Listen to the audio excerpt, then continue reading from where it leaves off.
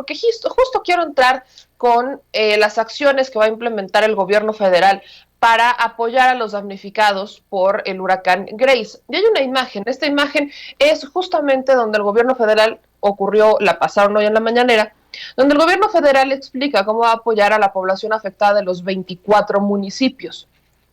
Los insumos que se van a entregar son despensas, agua, láminas, cobertores, colchonetas, kits de limpieza, kit de aseo, mascarillas, toallas sanitarias femeninas, pañales etapa 2, pañales etapa 3 y plantas potabilizadoras.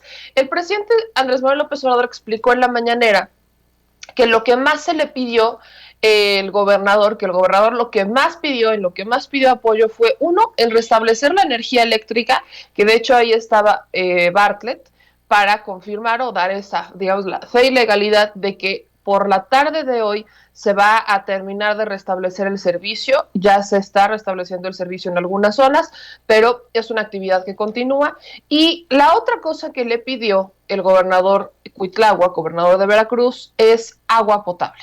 Entonces el presidente confirmó que hubo aviones que despegaron de la Ciudad de México hacia Veracruz con agua y que posteriormente se llevó planta potabilizadora para hacer el agua potable, que eso es lo que más se está necesitando. Ahora, acá la pregunta que queda en el aire y que se nos va a confirmar hasta que se tenga un censo es la forma en la que se va a apoyar ya a las personas con la rehabilitación, recuperación y demás. Estos son insumos, son apoyos inmediatos que están entregando en este momento, pero para recuperar las áreas, rehabilitarlas, se tiene que saber un censo, se tiene que realizar este censo en donde se determine cuántas personas fueron afectadas, en dónde se encuentran y cuál fue la afectación, para que entonces el gobierno federal decida qué es lo que le vamos a dar. Se van a dar en seres domésticos, qué es lo que más falta, qué es lo que hace falta, entonces con base en eso empezaremos a trabajar. Y eso es lo que se propuso, es lo que también confirmó la titular de Protección Civil, que es lo que va a ocurrir. Pero aquí hay algo bien importante. Solamente la distribución de los apoyos recae en la Sedena y en la Marina. No va a haber ningún otro funcionario por ahí que esté llevándole apoyo, no, son únicamente las Fuerzas Armadas quienes les van a estar entregando los enseres domésticos en su caso, pero en este momento los insumos, las Fuerzas Armadas. No se vaya con la finta, comparte esta información porque es muy, muy importante. Y en este mismo sentido, el presidente retoma el tema del Fonden. ¿Y por qué saco el tema del Fonden? Vi por ahí varios tweets de medios de comunicación en donde decían, criticaban la desaparición del Fonden y decían, es más, voy a citar este tweet de Ruido en la Red, en donde ponen, eso del Fonden era un barril sin fondo, citan al presidente López Obrador, para justificar la desaparición del Fondo de Atención a Desastres Naturales. Destaca que ahora esos temas los atiende él personalmente. Parece que solo si son desastres naturales o visitó la línea 12. No mezclemos peras con manzanas. La situación de la línea 12 se dio en medio de una campaña política, campaña electoral. Lamentablemente, los políticos del PAN la utilizaron, sobre todo los del PAN, la utilizaron para hacerse fuertes. Nunca se nos debe de olvidar que los únicos políticos que se fueron a parar ahí el día del desastre fueron candidatos panistas por alcaldías como la Benito Juárez. No eran ni siquiera de la alcaldía donde fue la tragedia, no, fueron de la Benito Juárez. ¿Qué es lo que fueron a hacer? Una estrategia política para levantar y fortalecerse, para no perder la bastión panista en la capital. Son los únicos que la visitaron personalmente. Uno de los candidatos de la coalición de la zona no estuvo físicamente, pero tiene un hotel literalmente enfrente de donde fue la tragedia. Y le estuvo diciendo a gente que trabajaba con él que le dijera a los medios de comunicación que él ponía su hotel completamente gratis para que las personas que tenían familiares o que estaban en la tragedia pudieran quedarse ahí para estar cerca de la zona por si se necesitaba y pudieran localizar a sus familiares. Pero la indicación fue tan clara que estas personas no se cansaron de repetir el nombre de la persona. Entonces, esta circunstancia yo se la pongo sobre la mesa, porque ahora sí que seguimos con lo de la línea 12, con lo de la línea 12 y con lo de la línea 12, sin entender que si el presidente se hubiera parado en la línea 12, entonces la crítica sería, es que fue a lucrar el presidente López Obrador con la tragedia de la línea 12. Al presidente no le correspondía realmente estar ahí, sino que era la jefa de gobierno, la cual estuvo en el momento de los hechos, ahí estuvo presente la jefa de gobierno, y Morena en su momento dijo, nos vamos a hacer para atrás, ¿no? Los de Morena creo que, no creo, estoy segura porque me lo dijeron, tenían esta instrucción de no meterse, de no pararse por ahí para no lucrar con la tragedia de la línea 12, que es un asunto que fue bastante lucrativo mediáticamente hablando, porque todos los medios lo tomaron, fue un tema de golpeteo, y hoy por hoy sigue siendo un tema de golpeteo porque pues sabemos que de los principales responsables o las administraciones, esta es la palabra correcta, las administraciones responsables, las que tienen que dar cuenta de qué es lo que pasó, pues son las de Marcelo Ebrard y eventualmente la de el mismísimo Mancera, aunque los medios de comunicación y convenientemente el PRIAN-RD quieren omitir la administración de Mancera cuando fue esa administración la que más tiempo administró la línea del metro. Entonces, si somos congruentes, este es un tema bastante lucrativo que no se ha centrado en vamos a ver cuáles son los hechos y cuestionemos los hechos. Ya se está por entregar un segundo dictamen, si no es que ya se entregó un segundo dictamen sobre la línea 12 del metro, en donde habla de fallas en el mantenimiento. Entonces, esas fallas en el mantenimiento, sí, ¿a quién creen que le corresponden? Efectivamente, a Miguel Ángel Mancera. No podemos dejar esto de lado porque insisten e insisten e insisten e insisten y insisten. Y le dan la razón al presidente del por qué no fue a pararse a la línea 12. Más allá de cuestionar que queremos un presidente de foto, que es lo triste, ¿no? Hay quienes insisten en querer un presidente de fotografía que llegue y se siente y se tome la foto y se arremangue la camisa y diga, aquí estoy, ya vine, tómenme la foto. Tenemos un presidente que dice que operen los que tienen que operar, que delega la responsabilidad, no necesita ese foco mediático. Fíjense lo interesante que es esto. El presidente López Obrador no necesita irse a parar a una zona de desastre, en el momento del desastre, para que los medios lo volteen a ver. Tampoco necesita pagar realmente para aparecer en las portadas. Si se dan cuenta, el presidente, por lo que dice en la mañanera, con la mañanera tiene para ser el foco de atención. Mientras que en administraciones pasadas, ¿qué es lo que hacían? Tenían que irse a parar a estos eventos para darles las fotos a los medios de comunicación y entonces poder promocionar sus administraciones. No funcionaban con hechos, no funcionaban ni siquiera por sus brillantes declaraciones, solamente funcionaba cuando se iban a parar a un evento y dijeran, mira, ya llegó el presidente, tómale la foto, que se vea como que está haciendo algo, cuando no hacía nada. Pongamos eso sobre la mesa y seamos bastante congruentes, por favor. Pero en este mismo sentido, retomo lo del Fonden y retomo esta, porque la comparación no es válida. No es válido hacer una comparación con una tragedia de la línea 12, con un desastre natural. No es lo mismo, el Fonden ni siquiera aplicaría. Pero si hablamos de atención personalizada, pues la línea 12, la responsable de brindar esa atención es la jefa de gobierno. Si en algún momento la jefa de gobierno se siente que no puede, es cuando pide el apoyo del gobierno federal. Y es lo que se hizo para la rehabilitación de la línea 12. Cuando la jefa de gobierno pues va con el presidente López Obrador, le dice, bueno, aquí están las cosas, ahora sí que no vamos a poder hacerlos porque es un gasto bastante fuerte, ¿qué hacemos? Pues entonces el presidente es el cuando entra al quite y dice, ahora nosotros nos encargaremos de hablar sobre la línea 12, de dar toda la información sobre la recuperación, la rehabilitación, la reconstrucción de la línea 12, pero la responsabilidad recae en la constructora. Hay que recordarles que Grupo Carso es el que va a reconstruir la línea 12 y que no le va a cobrar al gobierno. Pero rescato y regreso a lo del Fonden, porque parece que hay muchas personas que todavía no logran entender por qué desaparecer los fideicomisos. Y es algo en lo que hemos insistido muchísimo. Los fideicomisos, el fideicomiso es un instrumento financiero, nada más. No hay más, es un instrumento financiero que, digamos, congela el dinero para asegurarlo. Lo congela para asegurarlo y cuando se necesita, pues saldrá ese dinero y eventualmente se tendrá que recuperar el recurso o regresar el recurso. Vaya, cuando uno hace un fideicomiso, si lo gastas es como, digamos, tienes un cheque Entonces, pues aquí está tu fideicomiso, utilízalo.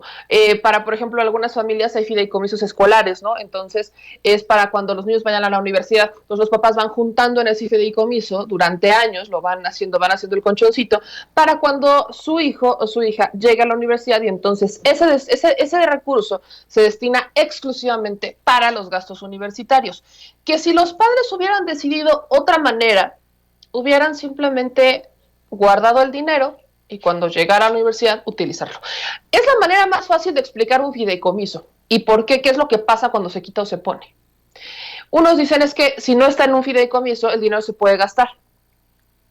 Y otros dicen, bueno, ¿de qué nos sirve tener el instrumento financiero que es burocrático porque se tienen que hacer solicitudes para liberar ese recurso cuando en realidad el gobierno tiene los recursos y los puede desembolsar de forma inmediata?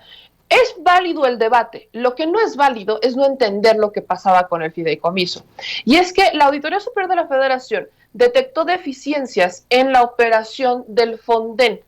Buscaban, ¿no? La Auditoría Superior de la Federación decía, hay que hacer un rediseño. Sí está funcionando mal, pero hay que hacer un rediseño. El presidente dijo, hierba mala nunca muere, vámonos a sacar esto de raíz. Y eliminó los fideicomisos. Es algo que se le cuestiona mucho al presidente, llamémosle la radicalidad con la que toma algunas decisiones. Entonces, a través de algunas auditorías realizadas por la Secretaría de Hacienda, por la Secretaría de Seguridad y Protección Ciudadana, la Auditoría Superior de la Federación precisó que se necesitaba un diseño normativo eficaz y eficiente para regular el acceso a los recursos del Fonden, el cual permitiría conocer la contribución de su otorgamiento.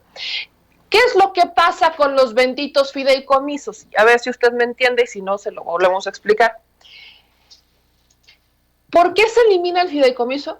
Porque no tenemos certeza de que el dinero de ese fideicomiso haya llegado a la persona que tenía que llegar. Y no solo con el Fonden, pasó prácticamente con todos los fideicomisos. Lamentablemente, justos pagaron por pecadores, porque había personas que sí estaban recibiendo el recurso del fideicomiso y lo necesitaban, y había otras que no tenían nada que ver con el fideicomiso y que estaban recibiendo los recursos. En el caso del Fonden, regresemos al 2017. En el 2017, lamentablemente, en el Fonden, cuando fue el tema del sismo, el terremoto en la Ciudad de México, nunca se pudo comprobar que el destino que salió del Fonden para recuperar, para rehabilitar, para apoyar a los damnificados por el terremoto, realmente se concentrara en las personas que habían sido damnificadas por el sismo. Ese es el problema. Porque una vez que el recurso sale del fideicomiso, se toma como entregado. Así tan. No se hace un cotejo con un recibo de la persona, del beneficiario final, ¿no? Una vez que sale del fideicomiso, ese dinero ya desaparece y cuenta por entregado. Tan. Porque el instrumento así lo marca. Una vez que tú retiras el dinero del fideicomiso, ya no necesitas más, ya. Santo remedio, se acabó. Hay un proceso, evidentemente, que sí tienes que comprobar la recepción del recurso, pero ese proceso ya no es obligatorio, ya no es necesario, ya te lo puedes brincar, puedes falsificar los documentos, y esto mismo ocurrió con las víctimas de los niños de la guardería ABC.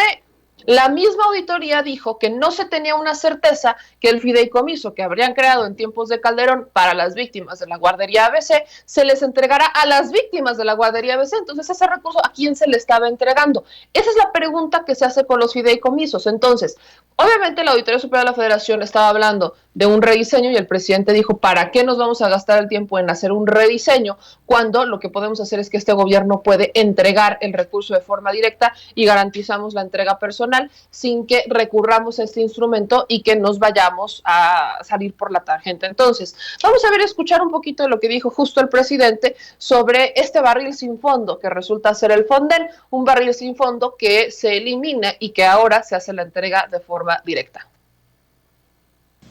Bueno, eso del Fonden era un barril sin fondo, era de esas partidas que se manejaban de manera discrecional, que servían para que se robaran el dinero los funcionarios.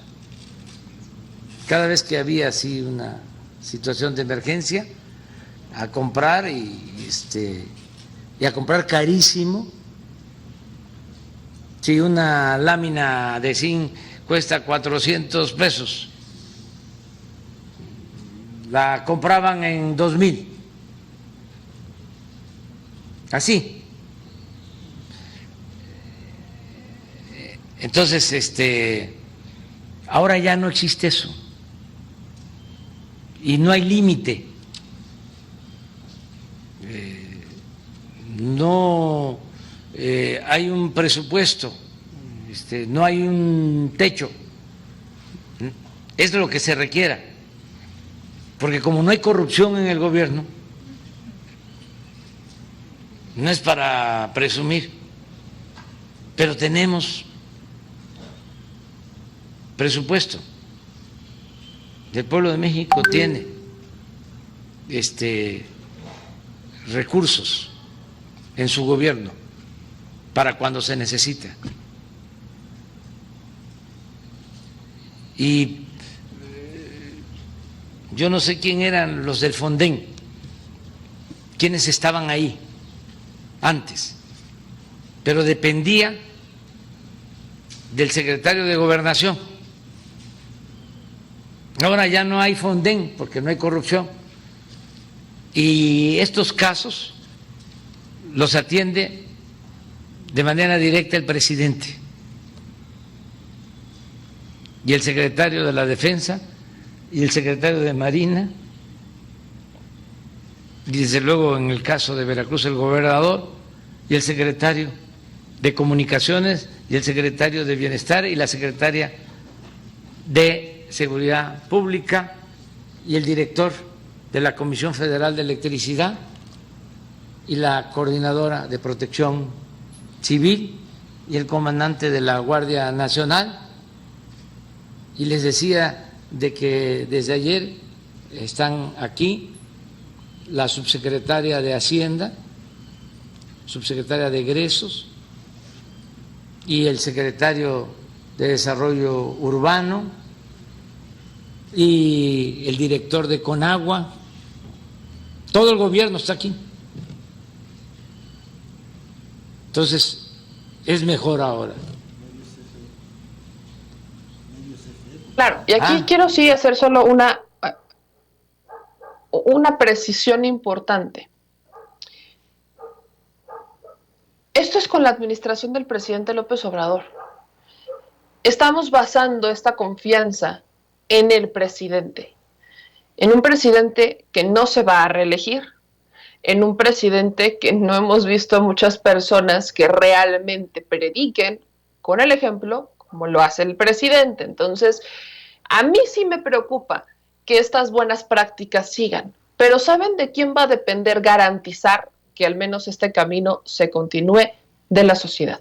Mientras la sociedad sea crítica, mientras la sociedad observe, mientras la sociedad esté pendiente, será la sociedad quien haga la presión necesaria para que sea quien sea el que esté en el poder, siga cumpliéndole a la gente. Por eso es importante la politización de nuestro país, porque no nos podemos seguir quedando acostados esperando a ver que alguien nos resuelva nuestros problemas si ni siquiera exigimos cuando se necesita la intervención gubernamental. Entonces, pongamos eso sobre la mesa, estemos muy pendientes y, por cierto, felicidades a los que sí se están politizando y se están generando un criterio propio, que tienen esa capacidad de discernir más allá de las creencias políticas que tenga cada quien.